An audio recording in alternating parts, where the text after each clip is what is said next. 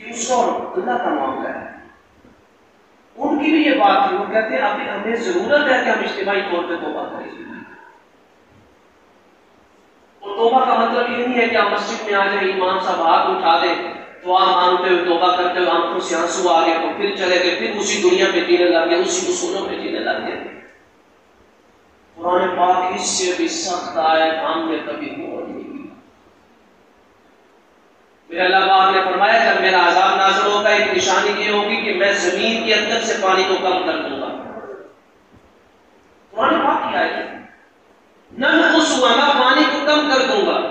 आप मुझे बताएं कि मेरे बुजुर्ग बैठे 4-4 फीट पे, 5-5 फीट पे, 50-50 फीट पे, 60-60 फीट पे, 100-100 फीट पे पानी आता था। कितने फीट पे पानी आता है आप जी? कई 100 फीट। और वो भी उतना फिट करने के बाद, खुदाई करने के बाद पानी पीने के लिए नहीं होता है।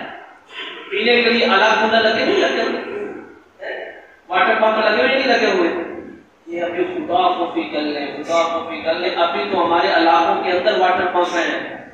ऐसा ना हो कि अल्लाह का अज़ाब जो है, अल्लाह का कुरान जो फरमा रहा है, फिर दूर दूर से कंटेनर आए पानी वाले और यहाँ पानी की लाइनें लगी होंगी पानी के।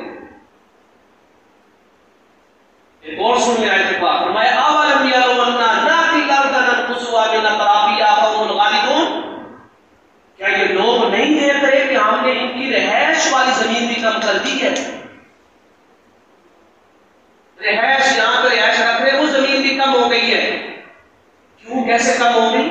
चंद वडेरों ने रहائش वाली जमीनों पे कब्जे कर लिए, सोसाइटियां बना ली। अब मैं और आप प्लाट देने जाएंगे, यहाँ पे आप प्लाट खरीद रहे, यहाँ पे ये जो टोन आपके ट्यूब प्लाट के अंदर 1.5 करोड़ का खाली प्लाट है, 4 मरलों का या 5 मरलों।